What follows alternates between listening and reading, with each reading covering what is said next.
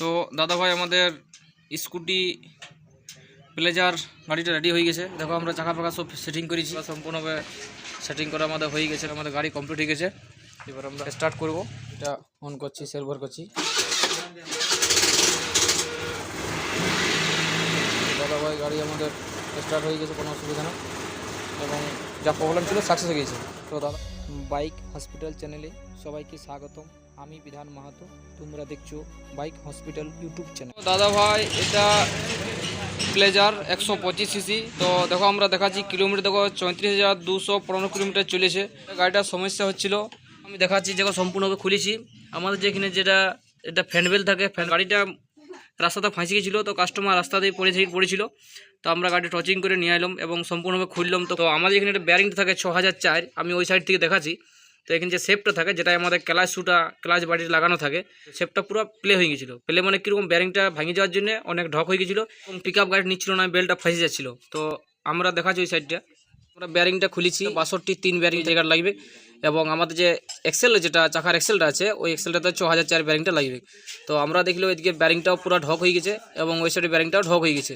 তো আমরা দুটো ব্যারিং চেঞ্জ করি আমাদের, এবং দুটো অয়েল সিল থাকে, এই ওই সাইডে একটা থাকে, আর এই যেটা চাকার এক্সেল আছে, এই এক্সেল একটা ব্যারিং থাকে, এই অয়েল সিল থাকে, আমরা অয়েল সিলটা চেঞ্জ করে দেবো। এখানে এই যে ব্যারিংগুলো আছে এবার খুলবো কী হবে, এটা দুটো পদ্ধতিতে খোলানো যায়। যেমন একটা আছে যেটা আমরা সিলিং পেনের যে মানে ব্যারিংগুলো বাড়ি করে একটা পুলার পাওয়া যায়, ওই পুলার থেকে এগুলো খোলা যাবে। এবং যেটা আমরা মোমবাতি ব্যবহার করি, যেটা আমরা বাড়িতে লাইন গেলে লাইট জ্বালাই, ওই মম দিয়ে ওইটা এভাবে এখানে আস্তে আস্তে চিপে দিয়ে আমরা হাতুড়ি হালকা হালকা কোনো রড দিয়ে হাতুড়ি মারলে ব্যান্ড অটোমেটিক প্রেসার বার হয়ে আসবে। তো ভাই দেখো আমি এদিকে চেম্বারটা খুলেছি। আমাদের প্যাকিংটা একবার কোনো মিস্ত্রি দাদা ভাই হয়তো খুলেছিল, কেন কাস্টমার আমাকে বললো যে আজ থেকে মাস 3 আগে আমি কাজ করাইছিলাম, তো কি করেছে না করেছে জানি না। তো আবার সেই সেম কন্ডিশন আসছে বা সেই সমস্যা আসছে। এটা 6004 ব্যারিংটা, যেটা আমাদের চাকার যে এক্সেলটা লাগে এটা এই জায়গায় লাগবে।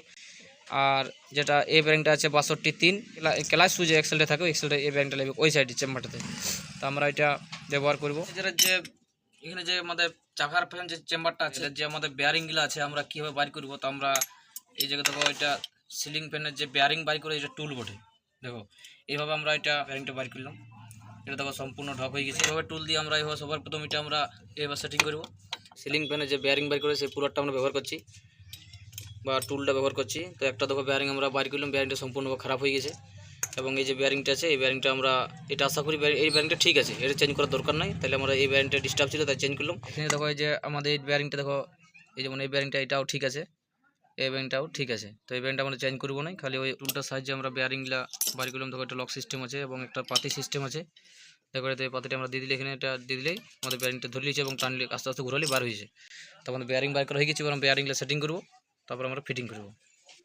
তো দাদা ভাই আমাদের স্কুটি প্লেজার গাড়িটা রেডি হয়ে গেছে। দেখো আমরা চাকা ফাঁকা সব সেটিং করেছি, এবং এই সাইডেও দেখাচ্ছি।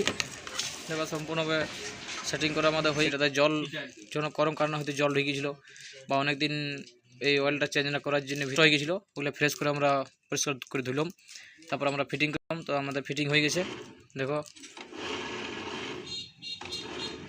তো দাদা ভাই আমাদের গাড়ি কমপ্লিট হয়ে গেছে। এবার আমরা স্টার্ট করব। দাদা ভাই গাড়ি আমাদের স্টার্ট হয়ে গেছে, কোনো অসুবিধা না, এবং যা প্রবলেম ছিল সাকসেস হয়ে গেছে। তো দাদা ভাই সম্পূর্ণ ভিডিওটা দেখার জন্য যদি ভালো লাগে থাকে লাইক এবং শেয়ার করে দিও, এবং চ্যানেলটি সাবস্ক্রাইব করে রাখো নিত্য নতুন ভিডিও পাওয়ার জন্য। তো ধন্যবাদ দাদা ভাই।